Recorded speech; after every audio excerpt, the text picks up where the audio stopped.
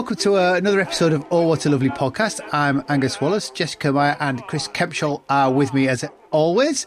And joining us today is Allison Bennett. Allison is a PhD candidate at Memorial University of Newfoundland. In 2023, she presented the paper Cross-Border and Cultural Sexual Encounters in the First World War, the Problem of Empire, Racism and Venereal Disease at the International Society of First World War Studies, for which she received the Gail Braybon Award for Best Paper. Welcome, Alison. I have to say, I enjoyed your paper reading it before the conference. I enjoyed listening to you present it, and I have enjoyed rereading it to have a chat with you today. Thank you so much. Thank you for having me. So let's start with, how did you get to the topic of, venereal disease and racism in the Empire during the First World War? Well, this is a pretty easy question to answer. I have to give all the credit to my supervisor, Dr. Justin Fantauzo. I was originally supposed to work, I guess I'll call it like an extension of his project on malaria for the same region. And he had found a few things in the archive, and he called me into his office and he said, how about we pivot your project to look at venereal disease and these sexual encounters? And I was just sold immediately because, of course, it's not something I had worked on before. And especially in that region of the First World War, it's certainly not something that gets talked about in public history, and even not a whole lot, I guess I'll even say, in North American and British publications as well. Although, oddly, it had me scrabbling around looking at Gallipoli this morning, looking at this little scene with all the prostitutes with the Anzac. Mel Gibson, as he's wandering around the red light district, which sort of again brought it all to life. The Australian historiography has always been slightly better on this. Bad Characters, is that the name of the book? Yes. Peter Stanley. Yes, that's it. Thank you. You know, I think when that came out, that sort of sparked an interest out of, not totally Australian specific, but the Australians seem to be more open to discussing these things as part of their cultural commemoration of Anzac. And certainly Alexia Moncrieff has worked on the medical question of VD as part of her history of the Australian Army Medical Services. Yeah, it's been a really interesting comparison between the Anzacs and the British, and then even between the Australians and the New Zealanders, and how there's certainly a lot of comparisons, but there's certainly some differences as well. Because obviously we look at the First World War period and sort of that idea of prostitution, but I wonder if you just go back before the First World War, was that all sort of in place, ready for is there a thriving red light district for all these troops to arrive to? Yeah, there absolutely was. So what we see happening in the, I guess the mid to late 19th century, especially, the tourist industry in Cairo specifically is very much growing. There's a lot of European influence in terms of the businesses, the entertainment, the way in which the cityscape is developing. We see also the what was called the white slave trade. So the sex trafficking and human trafficking of women and girls, especially from Europe into the Middle East, and then oftentimes into South America as well.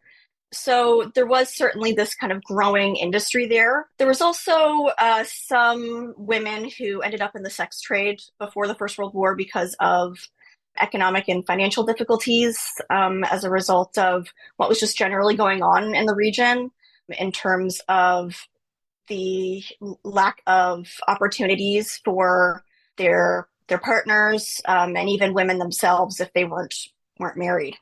And that's, of course, common in a lot of places. It's not certainly exclusive to Cairo or Egypt. So, of course, when the troops arrive, we have this red light district all ready for them. But, of course, the influx of troops and what was going on before the First World War, we see this expansion from that primary district, which in itself was divided almost into two. We have Harat al-Waza, or the Waza, as the troops would call it themselves, the colloquial term, I guess, which native, and I'm using quotations here, so those who were local Arab or even Black African women who were working in the district, they would be confined to this street, I guess, initially, while their European counterparts were more in the broader like entertainment center of the larger Uzbekia quarter of Cairo. But around this time, 1914, slightly before, we see the overflow of prostitutes. So the region itself, that entertainment district, is kind of overflowing at the time that the troops actually arrive. So do we have some idea of how many prostitutes are sort of active and what the split is? Are they predominantly sort of white Europeans, or are they Egyptians working in the prostitution trade? How's that for? Or who they're catering for, I guess, is the other question. Okay, so before the war, I'll start with this. Before the war, we see them catering to, I guess, both local individuals, but also the tourists, the diplomats, the small presence of military troops that we see in Egypt since 1882, when it became a veiled protectorate under the British Empire. Again, there was that demand there from a variety of individuals. And I'll also make note that the women, especially the European women who were part of the entertainment district, sometimes their roles, I guess I'll say, in that district were fluid. They could be considered part of the sex trade. Sometimes they crossed over into that. Sometimes they were more strictly part of the entertainment district. So we definitely see some kind of dipping in and out for some women. I guess to give just a sense of how many European versus quote unquote native women would have been there. So some military medical statistics that I did find in some of my research suggest that between, or I guess 670 and 660 native prostitutes were on the police register. So these were individuals who were licensed for the Waza for January 1st and 1916, respectively. So about the same-ish each year. For 1914, it was about 962 native prostitutes that were admitted to a local lock hospital in Cairo. So these would have been women who were treated with VD. And about 160 native prostitutes were in that lock hospital 103 had gonorrhea specifically. In terms of European prostitutes from January, or the list as of January 1915, these were about 573 cases of BD.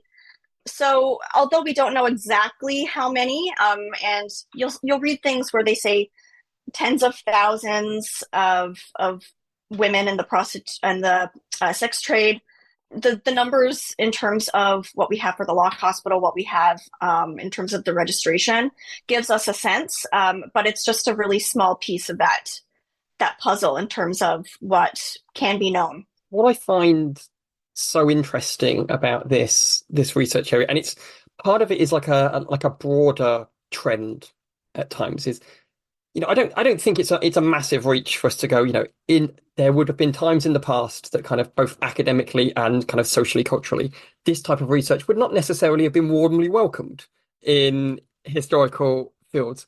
And what I find interesting is the way that you're working on this at the moment. You know, Jessica earlier mentioned Alexia Moncrieff was working on it. Lisa Todd did a really amazing book chapter, weirdly in an edited collection where I first met Justin after several deeply bizarre days in Knox College, Illinois. But you get these like emerging clusters of research around a topic from people who've not necessarily had any contact with each other. So for my generation, you know, me, Franziska Heimberger, Thomas Irish, all ended up doing stuff about Allied relations outside of high command and politics without ever talking to each other about it. And this is kind of this emerging thing. And I like the fact that you're part of this kind of emerging field, because, you know, this is super important. This is, you know, very, very relevant to how armies at war interact with civilian populations and, you know, ability to fight and all of these bits. But what it leads me to wonder is kind of like a two-part question. Is you were talking earlier in regards to Angus's question about, how you kind of started on this research topic after Justin flagged it up. But what was it that made you go, "Ooh, this could be super fun, or this could be super interesting, or super important"? What was the pull for you? But also at the same time, has there been kind of resistance for you to talking about or doing research about this type of thing? Because as I said, once upon a time this may not have gone quite as we would have wanted it to, but once upon a time may not necessarily have been that long ago, all things considered. I hadn't taken any formal or official gender history or history of medicine courses in the past. They just weren't offered. And it was something that I had always been really interested in doing. So this was a really great way for me to kind of dive headfirst, and especially, with everything that was kind of going on at this time. I started in 2017. So this was around the time, I believe, of Me Too starting, and was it Christine Blasey Ford, and, all these very kind of in the moment things happening that were calling attention to women and men and masculinity and femininity and womanhood, manhood, different genders, different sexualities, autonomy and consent, and how all these things kind of work together. So that certainly kind of came from a personal and an academic interest. But then, of course, when you hear VD, I think my eyes just completely lit up. I was like, whoa, I had never thought about that. And that seems to be the reaction that I get when I initially talk to people about my research, whether they're in the academia space or not. But in terms of the reception from colleagues in academia, it's been really great. And again, initially when I speak to people outside of academia, they're quite interested in it. But I remember the summer before I started my PhD, I was working at my provincial museum, and I was explaining to my colleagues what I was going to be doing in my PhD. And they were telling me how they get a lot of people who have relatives, ancestors that fought with the Newfoundland Regiment during the First World War.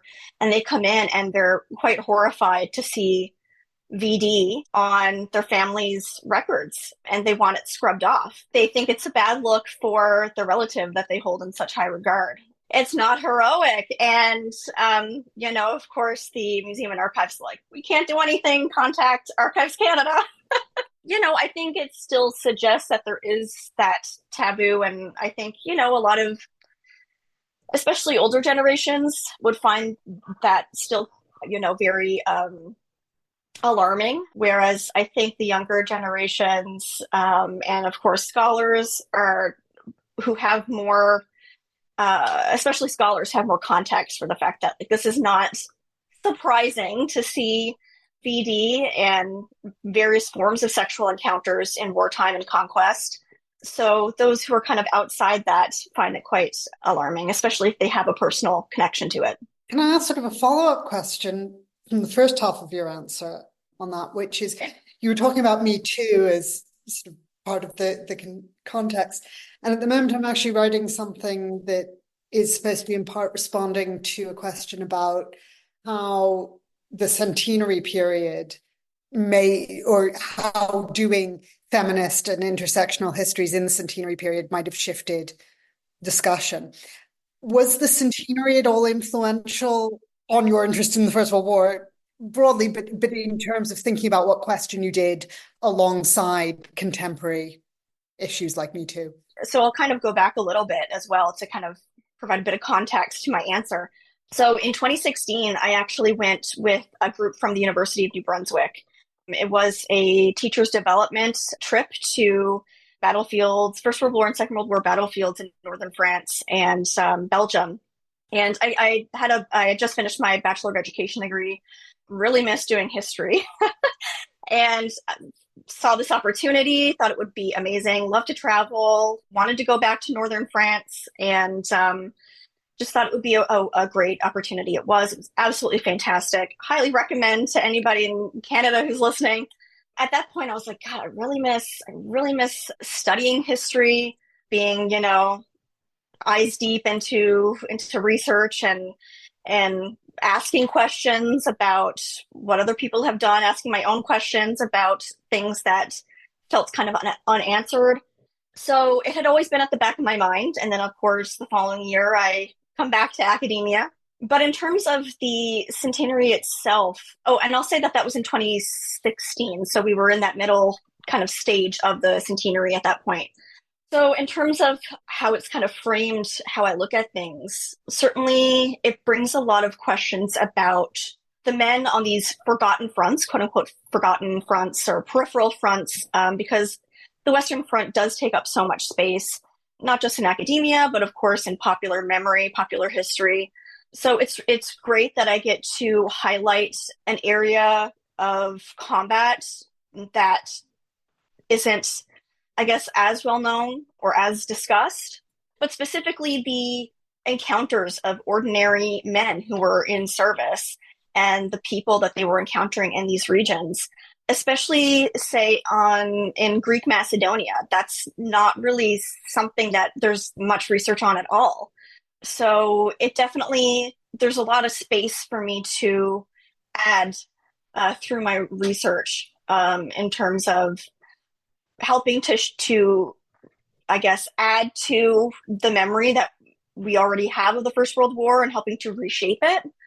I think it's important to humanize these individuals as well, and the type of activities that they were doing behind the front lines when they weren't actually at the front with a gun in their hand, the type of relationships that they had with people, and not just the women, but the locals. And in the case of, say, First World War Egypt, this was a space in which British troops had been since the 1880s, and men were coming in from Britain, the Dominions, and especially with the Australian troops, they were known to be kind of aggressive in this space. There was a lot of racism towards the locals, very derogatory terminologies that you see in the diaries or even here in their oral histories.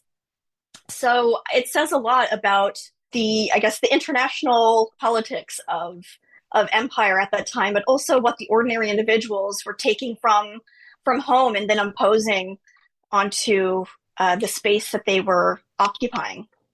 Do we know what they thought they were going to expect? Because if you think, you talk about fronts there, this isn't the front. This is this is not where they're fighting at. This is a sort of an in-between space. And I'd be thinking of, yourself from Australia to go to war, that you get dropped off at Egypt. It must have been, I was going to use the analogy Disneyland, but obviously that doesn't quite work. It hasn't happened yet, but it's kind of this kind of weird place that you've heard of, sort of Aladdin kind of Arabs, and it's so very otherworldly than what they'd left behind. Do they have any do we know of any preconceived perceptions they had? I'm assuming they assume themselves superior. Oh, absolutely. Again, it's in the diaries, it's in the oral histories. They're using those words of, Arabian Nights and East meets West, the reference to Kipling. So there's a lot of preconceived ideas, especially in relation to the culture and the women and the ways in which, I guess, previous tourist literature and similar literature has kind of framed women, especially their bodies, the way in which they practice dance. Yeah, they have a lot of preconceived ideas. But then also in terms of men visiting pyramids, parts of the Holy Land, those biblical references, those ancient Egyptian sites. So it all very much, they have a certain expectation coming into it. And they love to have their photo taken with the pyramids on camels. I mean, very cliche, but, that was, for many of them, that was such a highlight to send home. But yeah, in terms of what we see in their diaries, there are references to that superiority, and not necessarily directly, but certainly indirectly in terms of how the language that they would use to describe their surroundings, the locals, specifically locals who were sellers, who would approach them in the city center. They were quite derogatory terms. So, is there a noticeable difference because you were saying, people are like, it's going to be Arabian Nights, it's going to be Kipling, those kind of literary references.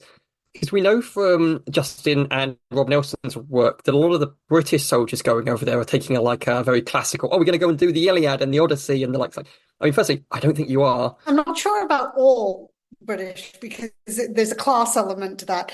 Because the other thing I was just going to point out, it's not just the Australians who get sent there when they're expecting to be sent somewhere else. And in fact, it's almost more intense for the British.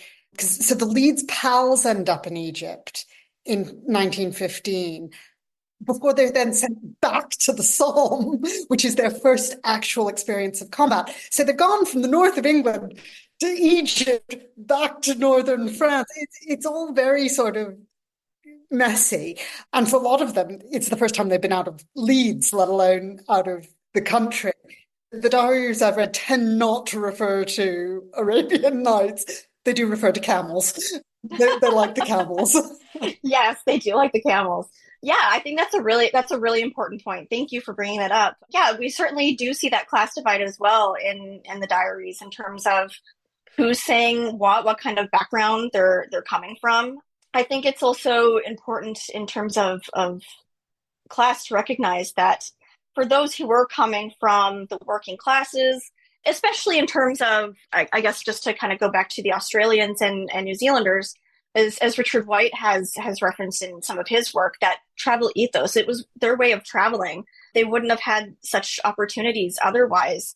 So this was a very, very much an eye-opening experience. So yeah, certainly for those of the lower classes, the working classes, they might not have been as fixated by things like the Holy Land or those kind of highbrow cultural sites, but there was certainly that kind of commonality in terms of the more basic things like the camels, the zoo, things that were kind of more intriguing to all. Which I think is referenced in Gallipoli as well. They climb the pyramids, don't they? And they have the camel rides. And can I ask a question for Chris, really, which is, we've been talking a lot about the British and their empire and dominions, but of course there's a French presence in Egypt as well. And I'm just wondering if your research looks at non-British and British Empire soldiers and their interactions in this space. Is that my research or Alison's research? Alison's. Oh, thank God. It's a question for you, but asked of Allison.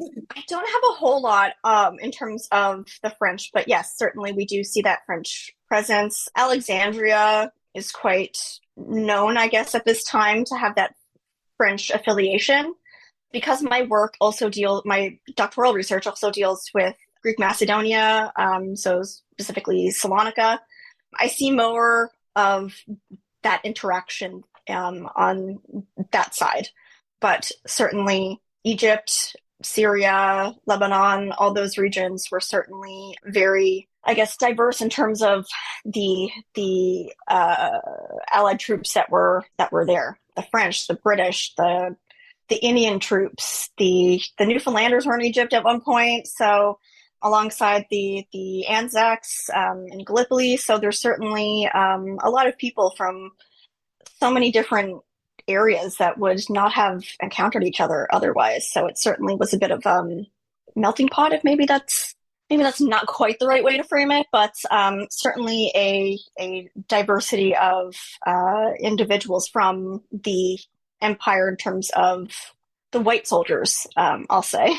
As much as I would like to do something about Allied relations away from France to get the French out of a comfort zone as well, because they're kind of like the slightly the odd one out of when you do kind of Allied relations on the Western Front. My understanding of it is that, talking about the Leeds pals ending up in Egypt and wondering what the hell they're doing there, and the Australians who are planning on going to Europe for the first time and end up at the pyramids and wonder what the hell they're doing there. The French really wonder what the hell they're doing there. The British might be slightly more open to the concept of the benefits of an additional front, whereas I think the French response is, we've got quite a lot of angry Germans back home. We don't need to go traveling to find any. What am I doing in Egypt when, someone's burning my house down? It feels more of an annoying sideshow, I think, for the French. So that alone would make it interesting as a jumping off point for how they interact with civilians around them. because, there's a possibility that everything's an annoyance and everything's a distraction and everything just isn't home where they feel like they should be.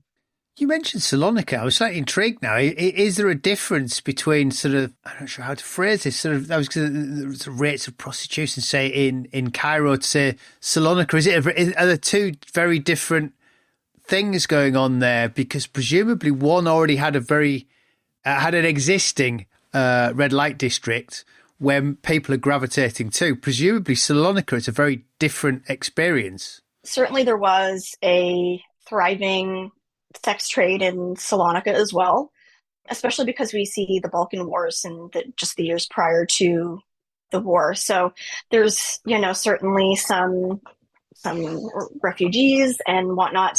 But that region itself was, I guess, a stopping point, I guess I'll say, for the white slave trade, for trafficking women out of Europe. And it was very diverse. I guess it's a little hard to determine, or to draw a comparison, is one more diverse than the other. But it's certainly commented on, I think, more in the diaries of soldiers who were in Salonika than in Egypt, talking about the various people that they encountered. And even going back to that idea of Arabian Nights, they certainly kind of felt that going into Salonika as well. But so many of the diaries then say, but then we got ashore and we were so disappointed because it looked very dilapidated and people were kind of living in squalor. So there's a huge contrast that I see more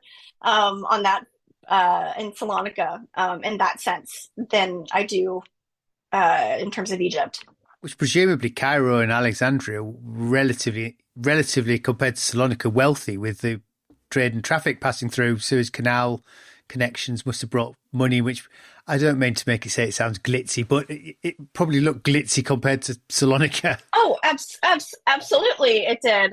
Like I said, for Cairo specifically, its red light district, the Waza, was, in kind of in the heart, or overflowed at least into the heart of the general entertainment area in the city. And the headquarters for the Anzacs were just a stone's throw away from this too. So everything was quite centered. It was quite built up. It was various theaters, hostels, hotels in that area. Whereas, in Salonika, things are certainly, I think, a little bit more spread out and not as thriving, I guess I'll say, in terms of like the entertainment, the tourism that was happening before the First World War. You mentioned in your paper as well, the authorities, in an effort to get control of the VD problem along Allied troops, attempted to redirect the troops and engage them in cultural tourism. I think that's fantastic. I have visions of, don't look over there, look at the pyramids. Look at that enormous phallic-shaped object on the horizon. Go look at the Sphinx. Do we know how you have visions of buses, one to Cairo and the sort of the red light district and another to cultural, and it's empty, and the other one's just packed full. But do we know how successful these official, are they official attempts, or are they kind of unofficial church bodies trying to redirect men to look at cultural Egypt as opposed to uncultural Egypt? I guess mostly the religious bodies. We see the YMCA, the Red Cross, various religious organizations all kind of team up and collectively try to redirect troops' attention to, things like the zoo, the museums, the day tours. There's like a skating rink, I think, at one point in Uzbekia in Cairo. So various spaces that were, more holistic and acceptable for troops to spend their free time.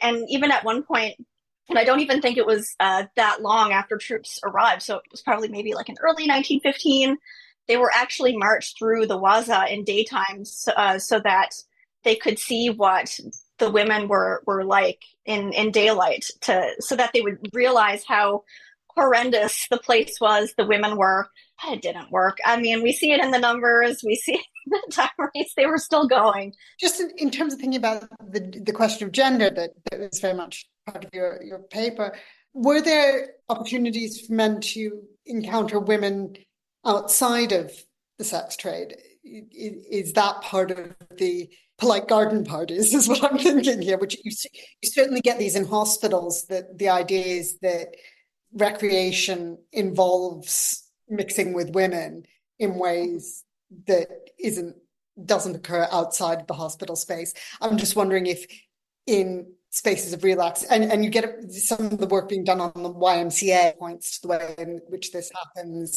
for men on leave or in rest.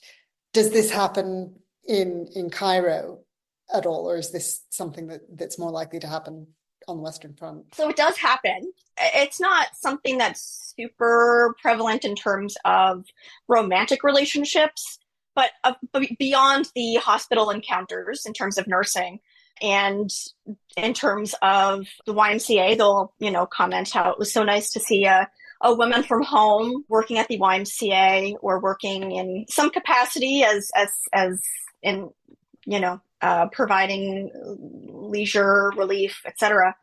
But I noticed it more, I think, in terms of Alexandria, because this was very much a tourist town. It had a lovely seaside resort. So along in that area of the city, there were different spaces like a roller rink or something to that nature. So like a tennis club and all these things. So there's a few incidences of men saying that they're going to these spaces and that they've encountered women there. As to the nature of their relationship with these women, they don't necessarily say. But yeah, certainly they are encountering women outside of these more traditional spaces of hospital and the YMCA and the red light district. And presumably the racially oriented, you're saying women from home, that these are spaces where they're less likely to encounter local Arab or Black African women. See, with Alison, in one of your previous answers, you were talking about like trips to museums and the walking tours, like the cultural aspects and tours of the area for the soldiers. I'm now thinking about the activities that have surrounded virtually every society conference for the past 10 years. I'm wondering what it was the organisers were worried that we were going to do if left to our own devices. might have to ask Justin about that next time I see him, since he was part of the last one. This is a horrible question to ask to somebody who is in the final year of your PhD. But are you, very much eyes on the PhD prize is an entirely reasonable answer. But is there like a longer term thought process kind of planned thing for this research? Yeah, I would love to have it published. And I think it's some of the stories and the controversy, and the debates that are happening within the military paralleled with those stories and the ways in which that, this was kind of dealt with on the home front. It's a really interesting story that needs to be told. So I'd love to have it kind of in mass circulation through a publisher. Personally, I would love to find ways to expand on this idea of the intersection of empire and disease and gender and sexuality and racism. As a Newfoundlander, I can't help but think about the Newfoundlanders who specifically had these types of encounters. There's been a couple references that I've been able to find, but we don't have a whole lot of diaries and whatnot. So I think it would be a case of more so relying on the paperwork related to it. Yeah, if I could continue on finding ways to keep looking at spaces of occupation and the intersection of all these things, because I find once you start looking at these things with an intersectional lens, it's really hard to separate it. So everything now is okay, but what about this and what about this? Very, very much with my pensions hat on, because I know that Canada digitized their pension records. Presumably men were bringing sexually transmitted diseases home, and there must something that that came up when we were doing the ethics review, and one of the reasons why Alexia and I ended up looking at ethics quite a lot as part of the Men, Women in Care project was in part because things like VD were popping up, and we had to anticipate potential discomfort of descendants with that material, which was something we had to think about in terms of the ethical review. So, but I suppose my question is that a direction you'd be interested in going, sort of the post-war, the afterlives of these encounters? Yeah, absolutely. I think it would be really great to explore not just the venereal disease side of it, because of course I'm super fascinated with that as well, but the impact on the family life. And I know Marina Larson, I think her name is, has kind of touched on this in some of her work in the context of Australia. But I think that there's certainly a lot more that can be done with that, not just from Australia or Britain or Canada, but I'm not sure that there's really been much as a whole done on the impact of family life.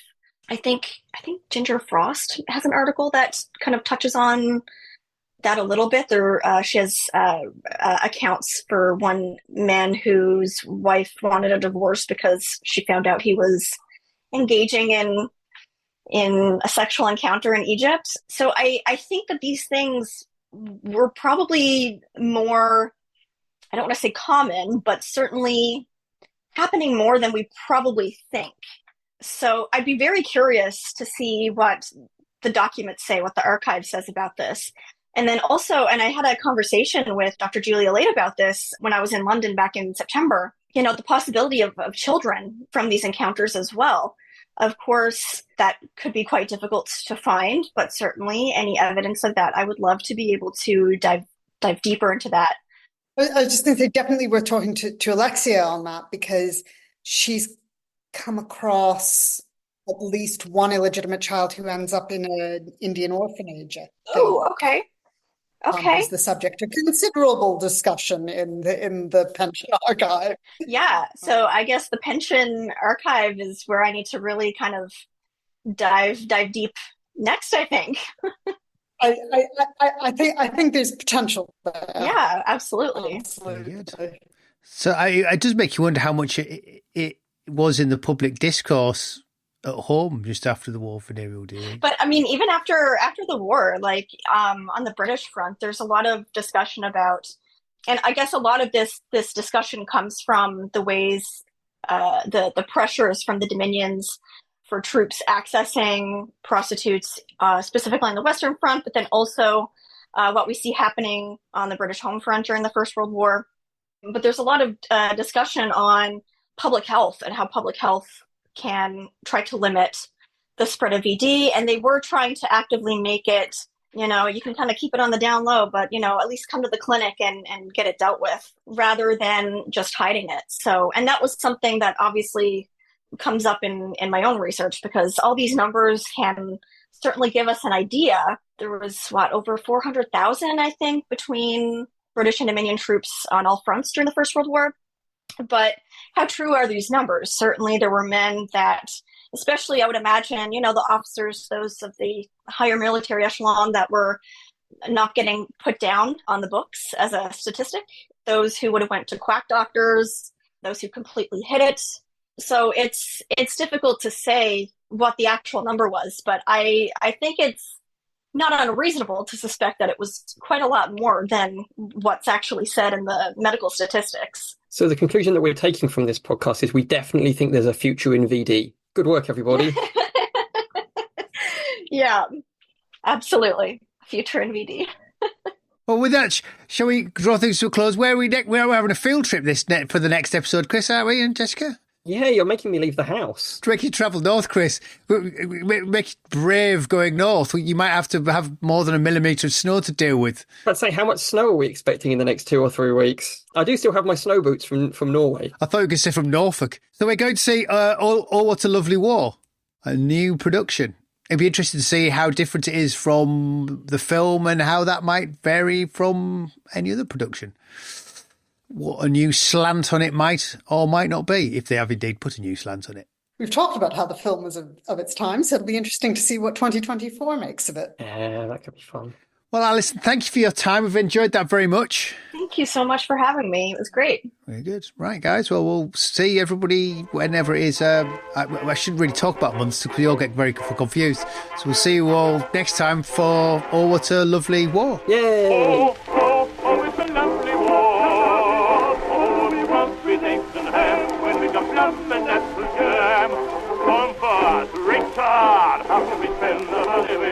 oh, oh, oh, it's a lovely war.